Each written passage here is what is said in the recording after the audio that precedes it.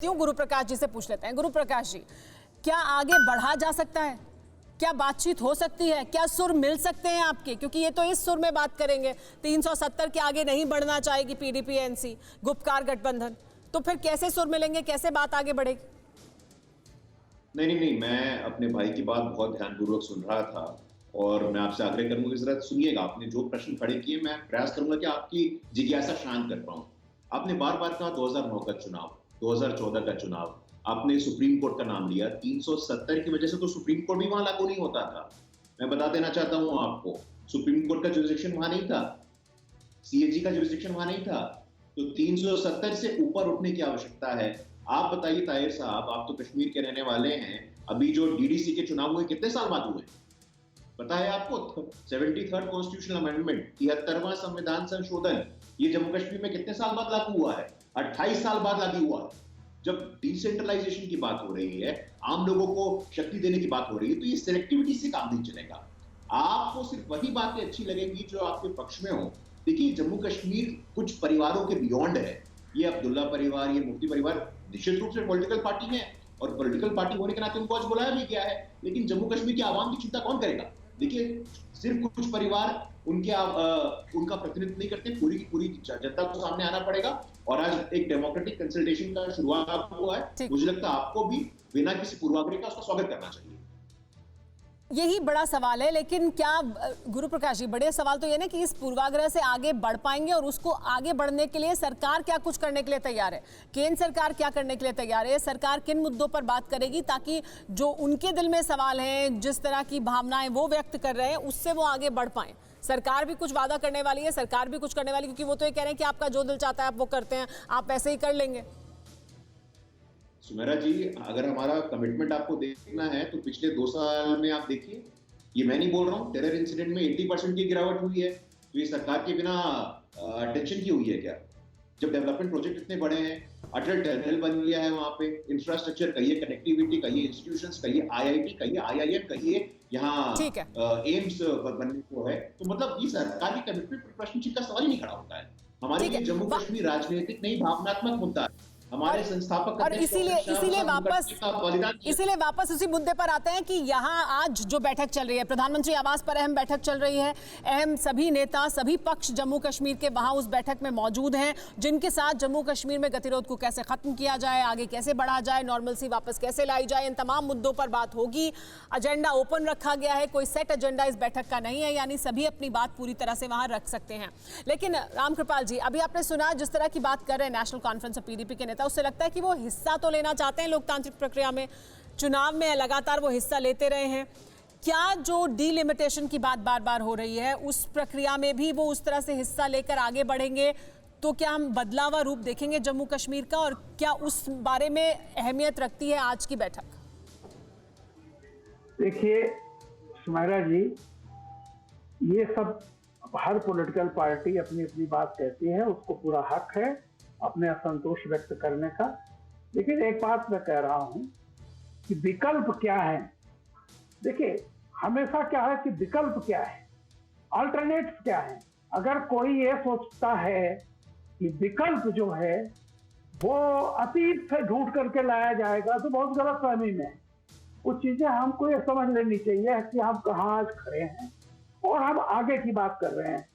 मैं आज अपनी तरफ से एक बात कह रहा हूं जो मेरा व्यक्तिगत है कि 5 अगस्त 2019 के पहले का जो चाहे 370 कहिए, 35A कहिए, अब उसको कितना भी आपको आज कुछ भी दर्द हो रहा हो, भूल जाइए।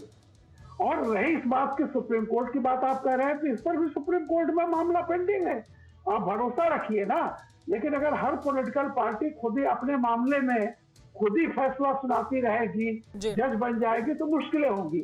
मेरा यह कहना है कि जितनी राह हम अब तय कर चुके हैं उस पर लौटना मुश्किल है।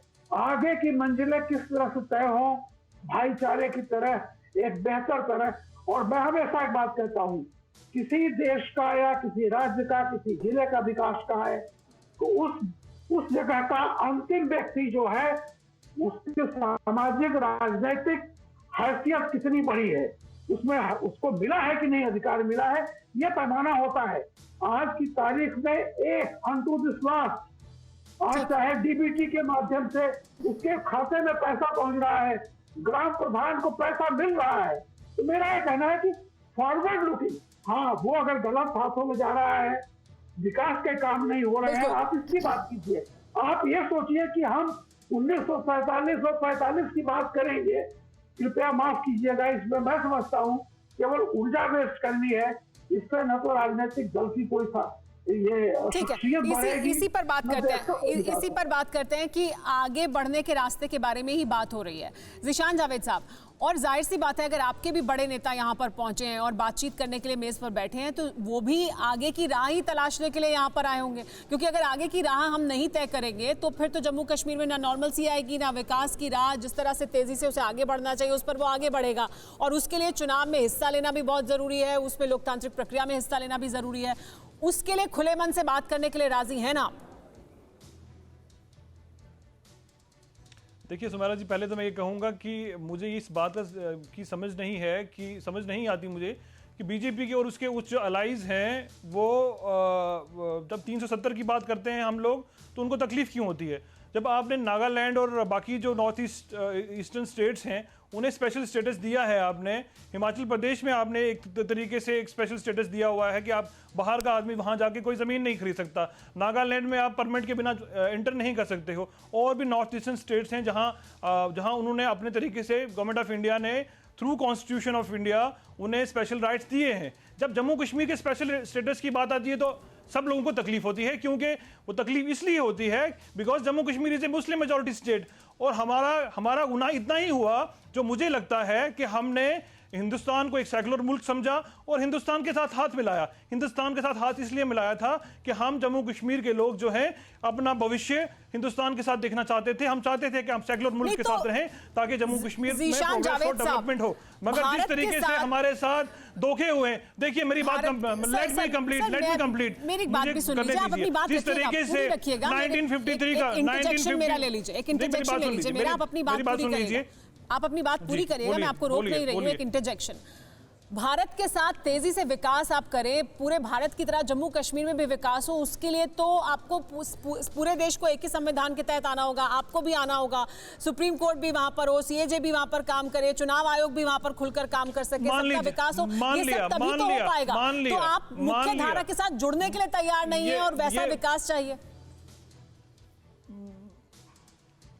देखिए वाजपेयी साहब ने, अगर आपको याद हो तो वाजपेयी साहब ने क्या कहा था, वाजपेयी साहब बीजेपी के ही थे और उन्होंने कहा था as far as internal autonomy of Jammu and Kashmir is concern sky is the limit. एक तरफ से आपके नेता जो हैं इंटरनल ऑटोनॉमी देने की बात करते हैं और उसी तरफ जो है आपके बीजेपी के जो लोग जो हैं जब 370 की बात करते हैं तो उन्हें तकलीफ होती है। जम्मू कश्मीर जो है एक स्पेशल स्टेटस उसको दिया गया था क्योंकि उसका जो एक्सेशन हुआ था हिंदुस्तान के साथ वो कई शराइत पे हुआ था। आज मैं उन पे बात नहीं करना चाहूंगा, मगर कहीं ना कहीं जब आप वन इंडिया एक मेरी बात सुन लीजिए, वन कंट्री वन फ्लैग की बात करते हैं, वन कॉन्स्टिट्यूशन की बात करते हैं, तो मैं ये जरूर यहां कहना चाहूंगा कि आपने नॉर्थ ईस्टर्न स्टेट्स को, चाहे वो नागालैंड हो, चाहे वो असम हो, चाहे वो मणिपुर हो, चाहे वो मिजोरम हो, चाहे वो हिमाचल प्रदेश हो, उन्हें आपने स्पेशल स्टेटस क्यों दिए हैं? उनमें वो उनको भी बराबर का आप कर दीजिए। जब उनको आप उनकी तरफ बराबरी नहीं बराबर की नजर से नहीं देखेंगे तो आप हम कैसे मान लें, तस्लीम कर लें? देखिए जम्मू कश्मीर जो है एक स्पेशल स्टेट है, इसे आपको तस्लीम करना होगा कि लोगों की उम्मीदों के खिलाफ, लोगों की उपेक्षाओं के खिलाफ जब भी कोई फैसला होगा उस इलाके के अंदर नॉर्मलसी नहीं हो सकती है। ये नॉर्मलसी तो लेकिन तब होगी ना जब आप भी नॉर्मलसी की बात करेंगे, मुख्य धारा के साथ जुड़ने की बात करेंगे। अगर आप अलगाव की बात करते रहेंगे तो फिर नॉर्मलसी तो वापस नहीं आएगी। आप नेतृत्व कर रहे हैं वहां के लोगों का। जब आप हमारी गुरु प्रकाश जी से जवाब ले लेते हैं सर, गुरु प्रकाश जी से जो आपने मुद्दे उठाए उसी पर जवाब ले रहे हैं, जब आप हमारे इमोशन, आप प्लीज मुझे एक बड़ा मुद्दा उठाया उन्होंने। अड़ी सोमवार से शुक्रवार शाम 6 बजे सिर्फ TV9 भारतवर्ष पर।